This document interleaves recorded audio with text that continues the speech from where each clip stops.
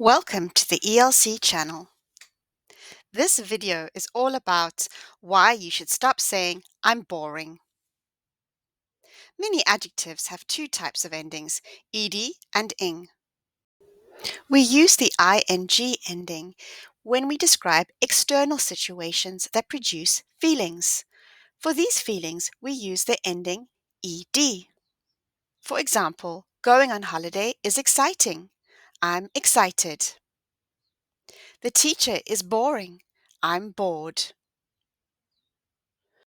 Still confused? Don't worry, here are some tips to help you. Firstly, use the linking word so, starting with the external situation. Example, the grammar was confusing, so I was confused. I think art is interesting, so I'm interested in art galleries. My workout was tiring, so I am tired. You can also do the reverse using because. Here's an example of how this works. My workout external situation was tiring, so I am tired, feeling. Now we can reverse this. I am tired, feeling because my workout was tiring, external situation.